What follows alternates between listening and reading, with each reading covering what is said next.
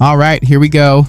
Get ready, because what you're about to hear might leave you stunned. Today's story whirls into a storm of headlines and controversy. You've probably heard of Jasmine Crockett, right? Her unexpected link to a rising political figure caught the entire nation off guard. I want to be clear, none of this is meant to mislead. Her surprising connection to Jeffrey Epstein has sparked a crisis that has the Democratic Party scrambling.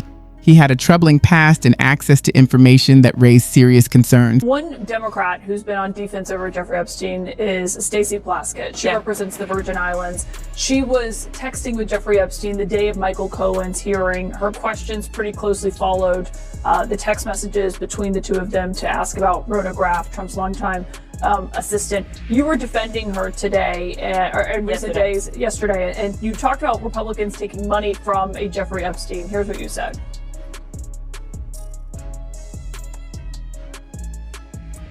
Who also took money from somebody named Jeffrey Epstein, as I had my team dig in very quickly.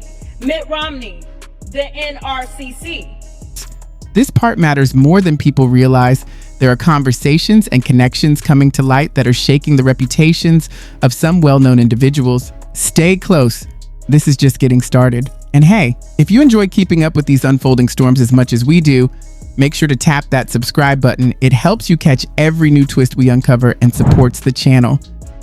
Lee Zeldin, George Bush, Win Red, McCain Palin, Rick Lazio. You mentioned Lee Zeldin there. He's now a cabinet secretary. He responded and said it was actually Dr. Jeffrey Epstein, who's a doctor, doesn't have any relation to the convicted sex trafficker. Unfortunate for that doctor, but that is who donated to a prior campaign of his. Do you want to correct the record on the people? I never said that it was that Jeffrey Epstein. Just so that people understand, when you make a donation, your picture is not there.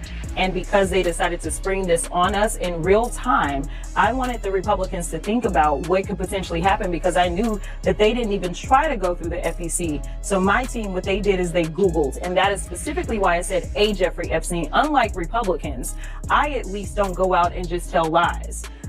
Because it was not the same one, that's fine. But when Lee Zeldin had something to say, all he had to say was it was a different Jeffrey Epstein. He admitted that he did receive donations from a Jeffrey Epstein, so at least I wasn't trying. Thanks for sticking with us. Now buckle up, because each moment in this story grows stranger than the last. The revelation about Jasmine Crockett's link to Jeffrey Epstein has sent shockwaves through the political world. So let's begin with the part involving Crockett and Stacey Plaskett. If you didn't already know, Plaskett was another major figure who found herself pulled into trouble because of these ties to Epstein. Picture this: important text exchanges containing names and details that absolutely didn't belong anywhere near official government duties were happening right in the middle of major congressional events. The fallout from this reaches far and wide. People want to understand just how deep these connections went and what kind of influence Epstein might have had. Leading Democrats are scrambling for clarity as investigators look at these links more closely than ever.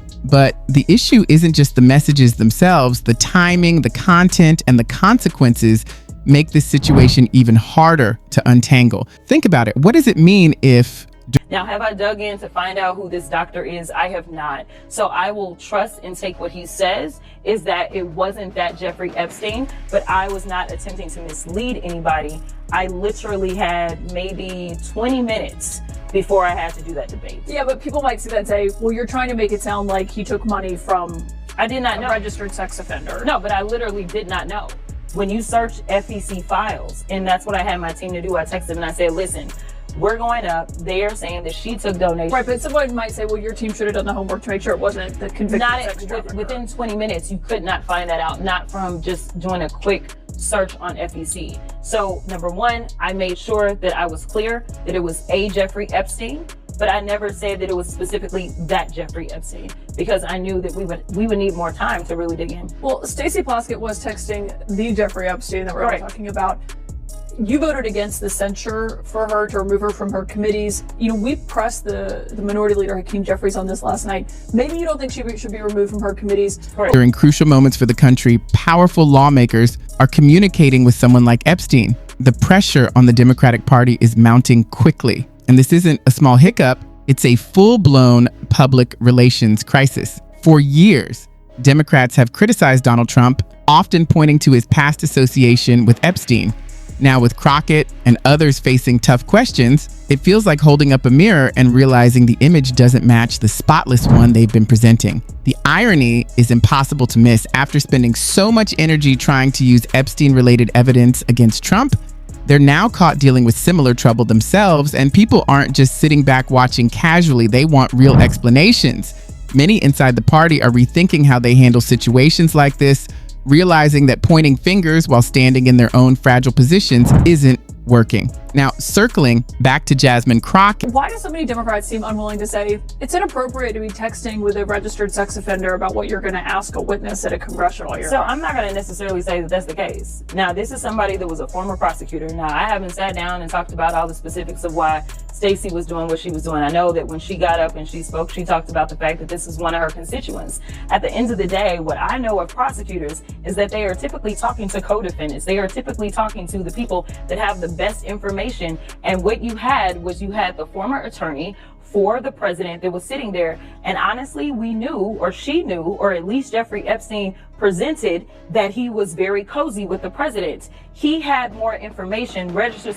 Her attempt to shift attention onto Republicans fell apart completely. It not only failed to redirect the conversation, but made things even more chaotic. She claimed that Jeffrey Epstein had donated to her. The moment she said it, people could practically sense the desperation. What she hoped would sound shocking ended up exposing that she hadn't done proper research and was simply Have you spoken to Stacey Plaskett after this controversy emerged? I have not. Can you confirm if there was a deal last night to sink the resolution against Congressman Plaskett in exchange for not bringing us into resolution? We've made clear repeatedly we're not going to unilaterally disarm. So you're saying there was no deal? I'm saying we will not unilaterally disarm. Not now, not ever. Why wouldn't you speak to Stacey Plaskett? I said I haven't spoken to her since the censure resolution went down. No, about this text controversy. I have not spoken to her since the censure resolution went down. Have you talked to her about this text controversy? She and I have talked, and it's a private conversation that will remain. Tossing out a story in a last-minute attempt to redirect the spotlight. Honestly, it came across as a movement to protect herself more than anything else.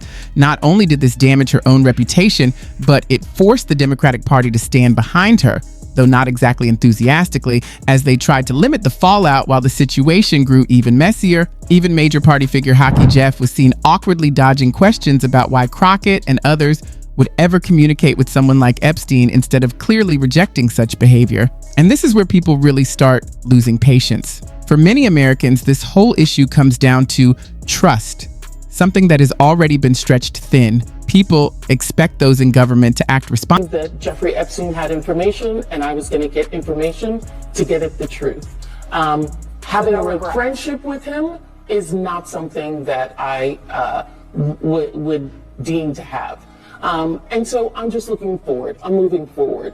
And I think that that's what we as American people should do, is move forward. If individuals are not involved in illegal activity, extending his criminal enterprise or his financial enterprise or all of those things, I think that we need to look at what people are doing moving forward.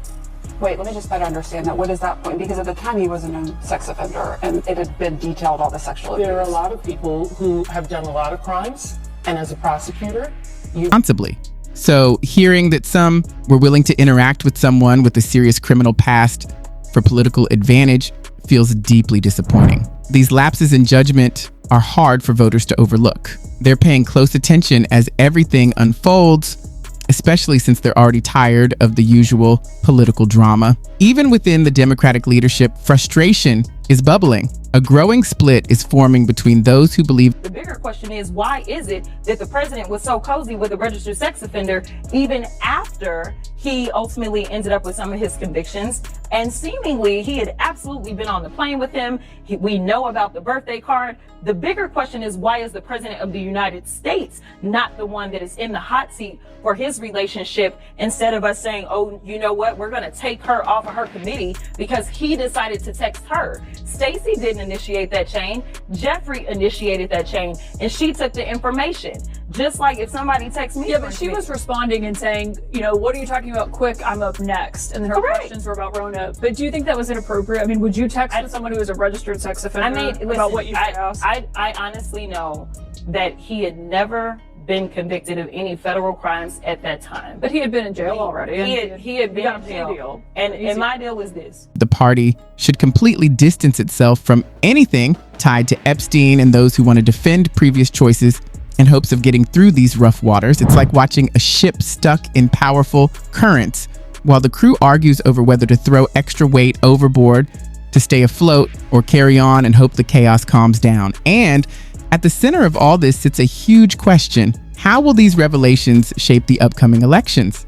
Given the current climate, this could become a major factor. The Republicans are constantly texting with a 34-count convicted felon. So if it's okay for them to text him at any point in time, then I'm not going to say that that's right or wrong, especially to the extent that you're talking about kicking someone off their committee. Were they sexting? Was it a matter of her being involved in the pedophilia? No, it was nothing like that. She was trying to understand. Let's say Jeffrey Epstein said, you know what? I have these pictures, these salacious pictures, because I know that the president got down and did these things. Do you think that it would be inappropriate for her to ask about those things if he said he had personal knowledge? I think the context matters, but obviously it seemed like he was.